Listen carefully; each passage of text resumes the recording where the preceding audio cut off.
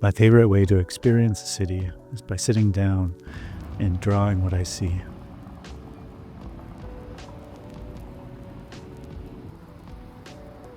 My name is Alistair. This is my YouTube channel, AG's Blog, where I bring you along with me during my urban sketching sessions.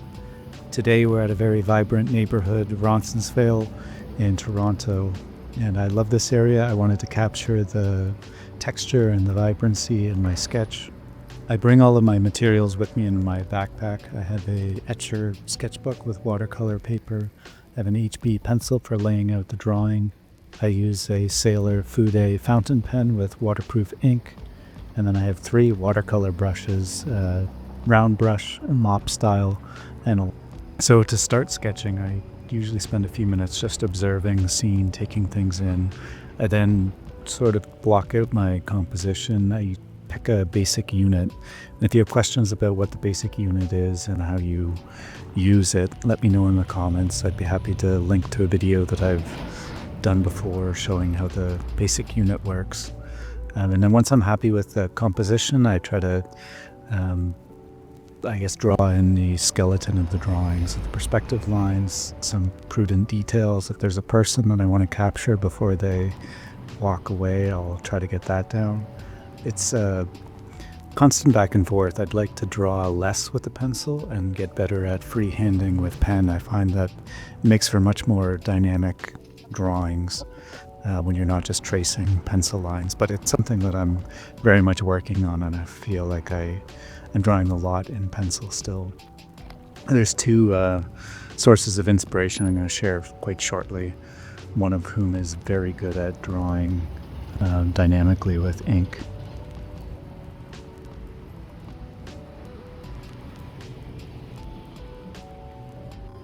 It's at this point that I decided to stop with the line work. I'm relatively happy with where I've arrived at. I don't like to overdraw before I start adding some of the paint so that it becomes a dialogue between the watercolor and the line work.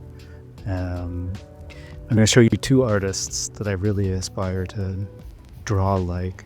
One of them is Captain Tom, and the way he frames, he calls it staging the sketches within the sketchbook, I just find so compelling, and the way he uses line, these really bold and dynamic lines.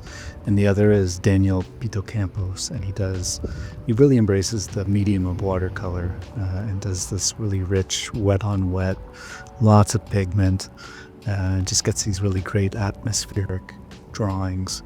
And I love them both. I feel like they're almost at 2 poles. One is more of an illustrator, one is more of a experimenter with the medium of watercolor, and I'd like to have both of those elements eventually show through more and more in my sketches.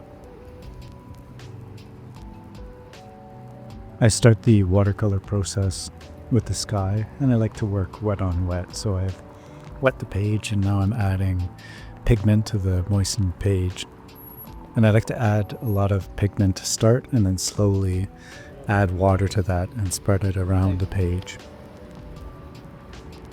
I'm also trying to work and have the sky be more of a figure on the page instead of going to all the bounds of the sketchbook.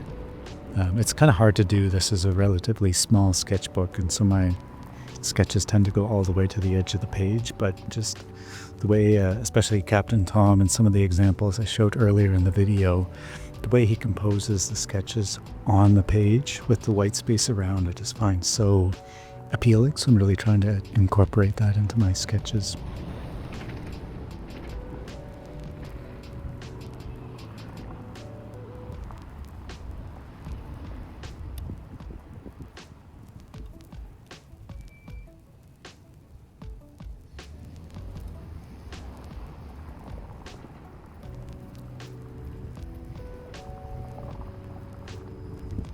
And now I'm adding the light tones. So I picked a very warm, burnt sienna type tone for that will ultimately become the highlights and the base for the side of the street that is in the sun. And then I'm adding a warm gray for the asphalt because it's also quite bright. So it's reflecting a lot of the light. And then the buildings on the right side of the street are in shadow. And so I worked at shadow a bit later.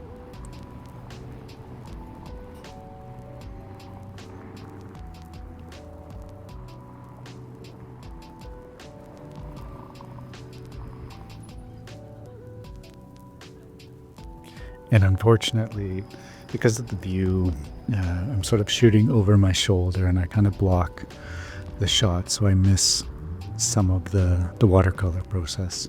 But you'll get the idea from the footage I do have.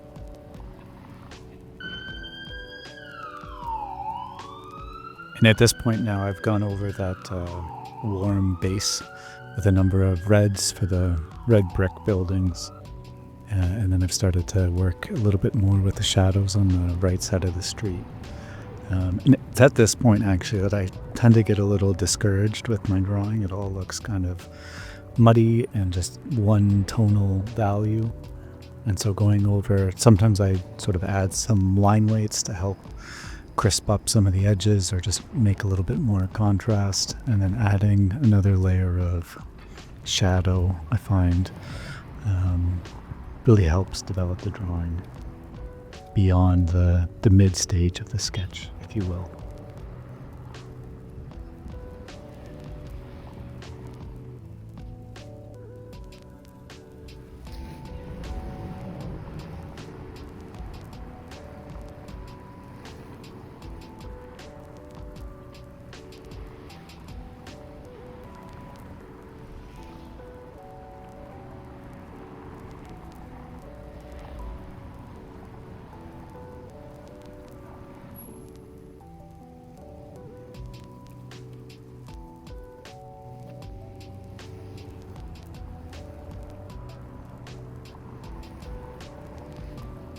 And it's at this point now that I start to sort of refine the drawing. The large washes are down, and now I'm going in and picking up little details, adding a little bit of line work here and there, and then just adding some color to help pop things forward, or some deeper shadow.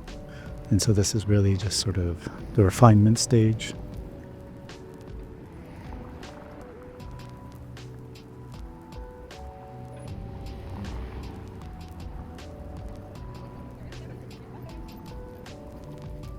And in the end, I'm relatively pleased with the way this turned out. There's a lot of things that I'd change. It doesn't quite have the grit and energy that I want that's in some of the example sketches that I'd shown.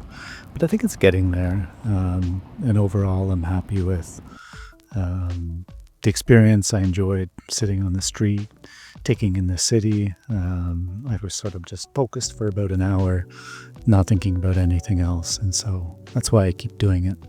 So thank you so much if you've made it this far. Please drop a like and subscribe. It really helps my small channel. And tune in next time. Thank you.